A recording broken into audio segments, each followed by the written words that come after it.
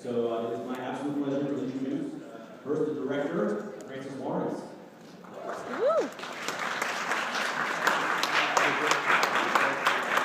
The producer, Ian Jacobson. Microphone cast, Willow Shields. Sam Catherine.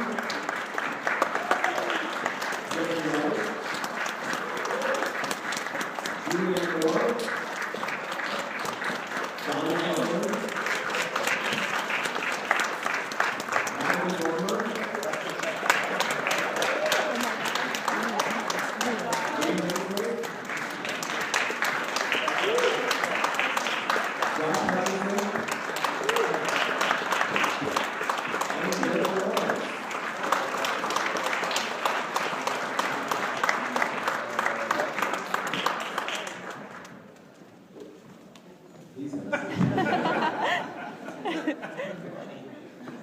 Francis and Nina, I want to start with you. The third film, definitely less action-oriented, of course, because there's no arena scenes, but a lot more raw emotion I found in this third one. How did the two of you see this film in the overall context of the story? Well, I think this half of Mockingjay is really about Katniss discovering what she means to the people of all the districts, and really sort of finally taking on the responsibility in her role in this revolution. And it also gave us a chance to explore the idea of one of the facets of war, which is propaganda and the manipulation of images and the manipulation of both Peeta and Katniss in that war of the airwaves. This movie is a natural outgrowth of the events of the first two movies, and we had always approached it as these occurred. How would the human beings actually react? And what would you go through if the demands of those like that took away from you? And how would you be after two, wars / games, and knowing that now you're being put in a position to try to encourage your entire country to go to war. And so we just try to convey emotional content. And do we have a commercial on? Commercial on.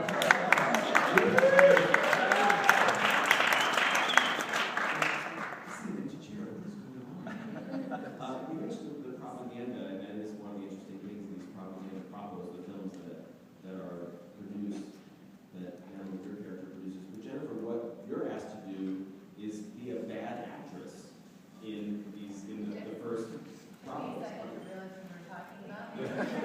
Whoa. I mean, Katniss was pretty horrible at those first ones. How did you get into the mindset of being a bad actress?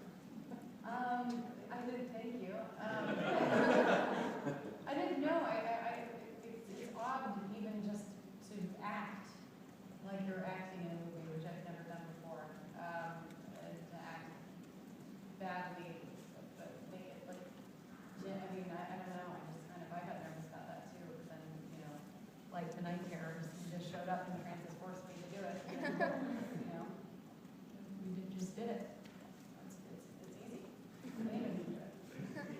Josh, how did you find out that one of your moms from the Kids Are All Right was going to be President Corn? Hi, Mom. I found out, I think, my mom or whoever saw it, I think, some girl on the internet told me, and I was like, oh, that's awesome. I didn't have this, that would happen. But when I first saw her on set, it was like, you gotta like this. Yeah, it wasn't really. Where's your mom from too? Where's she? Maybe it was a part of her dad in the next one. Yeah, exactly. That's right. In the next one, right? You know something you want? Well, Oh, you've already done it. Julian, you have a 12-year-old daughter. Yeah. Are you winning major points for being in this movie? Oh my God, and a son who's about to be 17, so he was the one who first read the books, actually. I bought him the third volume. I bought him Mockingjay in the bookstore. I'm like, honey, here's that,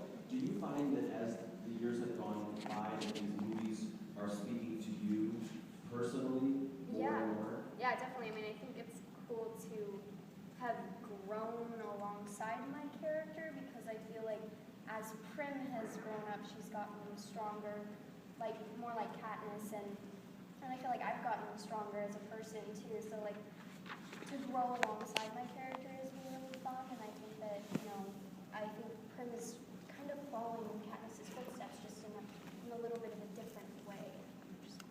And Sam, we talked about this earlier today, but Finnick is a very different guy in this movie than he was the last time. The sheen is on. He's a damaged dude. What was it like for you to play him in this different realm? I think the way that the best example of like Finnick and his sort of journey, I guess, is he's very similar to Marilyn Monroe. In a sense, in front of the cameras, like in public, he is a character who puts up a front, puts up a guard, really allows himself to become someone completely different. Behind closed doors, he's damaged, he's vulnerable, sensitive, broken in a sense. And I think, not that I kind of, watched every Marilyn Monroe film in the world, but that definitely was something, some inspiration to me, I guess. That's incredible. So I think, it's true. Inspiration of Marilyn Monroe.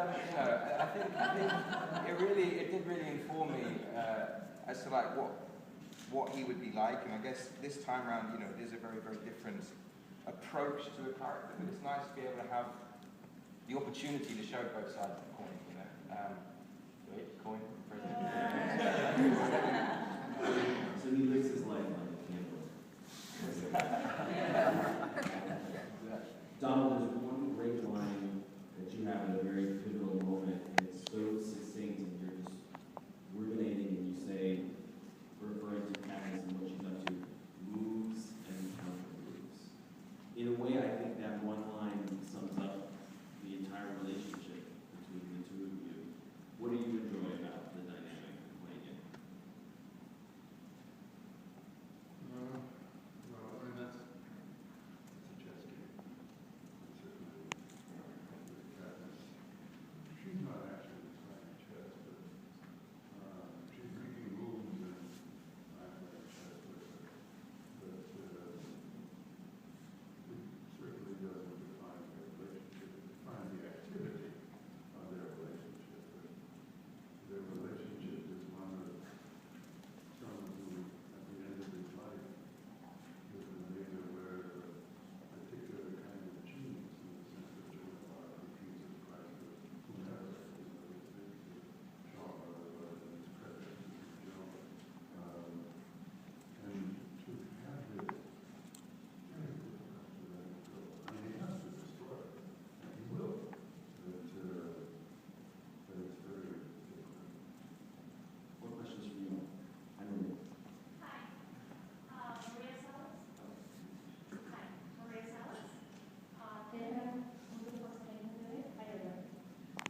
Jennifer, you throw 1 hour. What you love about the first movies were a lot of the action scenes, as much as really trying to be physical. But in this one, you're acting more with your eyes, your face expressions. So how different was it from the previous two movies that you had so much action and not as much in this one, and maybe even more acting?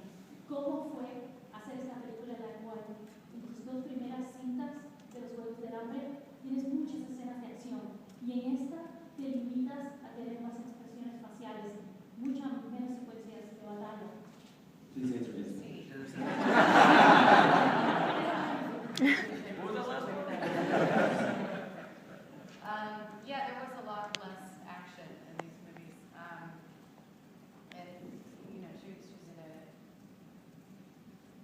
a very different place emotionally at the beginning of these movies. Games have completely changed her, so she's kind of had to totally rebuild herself. So yeah, there wasn't as much action this time before, just kind of her reaction as to everything. And the 1 hour? The 1 hour was, I want to straighten something up. A lot of people think that I just did the arrow hit, like the horrible stuff on hovercraft. It was an explosive arrow. We would never do that. But anyway, Francis, you should probably take this Because I guess I only shot one arrow in the whole film. Oh, right, only one arrow. I guess Yeah. that's so. All it takes is one, right? Thank you for telling us that. That's Question here in the front row, the gentleman with the glasses here, the yellow shirt. Good afternoon, Bruce Kirkman from the Toronto Sun in Canada. And I have a question in regards to the political and social sophistication of these movies, just like there was in the novels. So I'd be curious for Mr. Sutherland, Ms. Moore, and Ms. Lawrence to talk about it, because Donald, you represent the extreme, and of course it's ironical because you're the most humanitarian person I think I've ever met. But nevertheless, you represent fascism. Julianne, you represent freedom. And Jennifer, you're struggling between these extremes as the way for the audience to identify with these issues too. So I'm very intrigued by the sophistication of a young adult series of films that has these issues. So I'd love to hear from the three of you on that. Well, my version of being caught in between the two, as you say, and as you said, he's representing fascism, going to freedom, only her version of freedom. And Katniss is representing the consequences of war. It's not that she doesn't believe in what President Coyne wants. It's not that she doesn't believe that the Capitol is a terrible government that's only good for, you know, the 1% and blah, blah, blah. But war is complicated. And it affects everyone on both sides. So I think for Katniss, I think we have the two very strong points, complete opposing sides, and then the one person caught in the middle that's feeling pain from both. That there really is no right way to start or end a war. Julianne? And then at the end of all of it, I'm like, but I don't. But that's what fascinates me most about the books and parents, because when I read them, I was really struck by the political allegory, and that's very unusual, obviously, in YA. And they were, I was like, oh my gosh, these are political books with adolescent overtones. So, and the thing about dystopia is that what it posits is whether or not we have free will as human beings. And for adolescents in particular, that's the time when that idea is looming pretty large, because you haven't had free will. You know, you're in your parents' house and you're looking to those next few years, you're going to be on your own, and who are you going to be as a human being? What are your moral choices going to be? What are your romantic choices going to be? So here you have the central character who's trying to decide who she's going to be personally and who she's going to be politically, and it's fascinating. It's really, really wonderful. And then she also, Suzanne Collins also sets up this idea of the difference between what about freedom and totalitarianism, you know, and how you move from one system to another. I think it's amazing, and obviously speaks, you know, not just to me, but to millions of people who are wildly successful. These are ideas that we all, I think, read about. The allegory is evident, you know, in the comparison with the United States. And when I first read the script, I truly wanted to be a part of this project so that I could look back at the end of my life, which is pretty close, and say, I was a piece of this. Because for me, how she has presented this dilemma to young people and demanded from them a resolution, demanded from them a participation that could change things. Because the world that my generation is leading, everyone, is a disaster in every respect, you know, environmentally, politically, socially, economically. When I read it, I just begged to be a part of it, so that in the hope that it would be a catalyst for young people to get them off the seat of their pants that they've been sitting on for at least 2 generations, doing nothing. That somebody from somebody like Occupy or whomever use these films to generate from young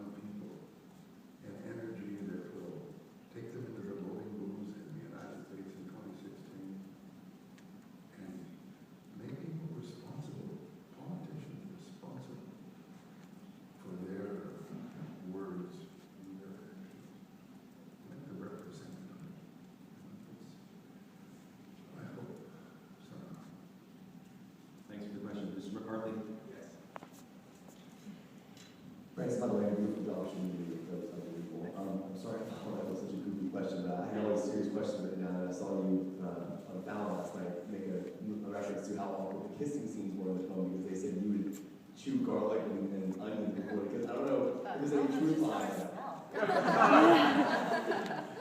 I wouldn't say that, I just didn't think so much about the kissing, so I would just kind of eat whatever it was.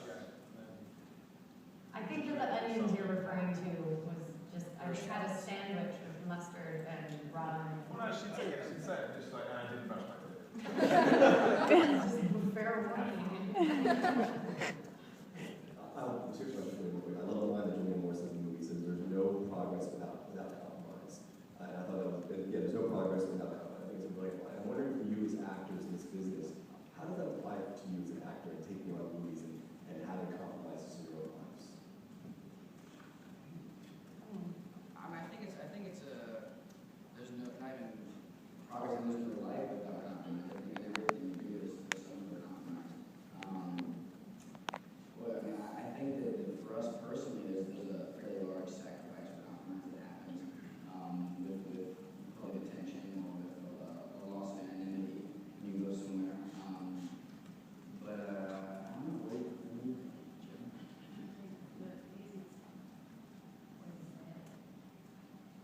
is my saying?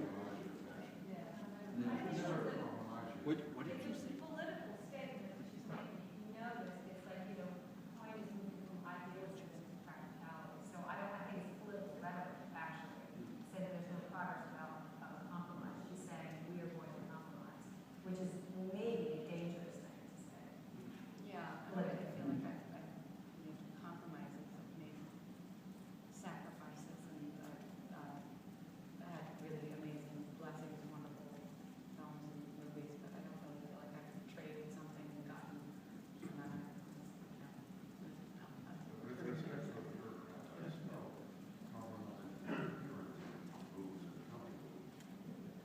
I would say there's no progress without synthesis, opposed to compromise. Synthesizing the opposite, creating a, you want to go there, a Hegelian synthesis of two seeming opposite ideas.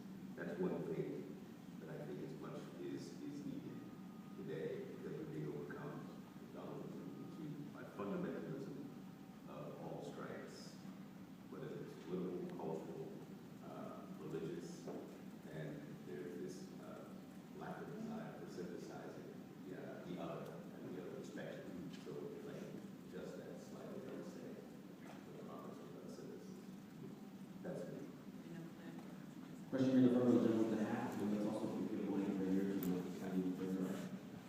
Hi guys, awesome movie first off. Thank you so much for giving it to us, just amazing. If we could go down the road, Liam, Jennifer, Josh, what quality does your character have that you wish you had, that you don't have, and why?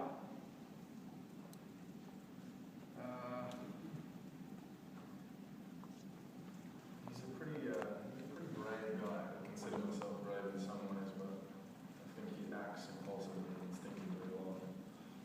I guess you'd like to think harder that you would act that brave in that kind of situation, but I don't know, I haven't had to fight a war, so.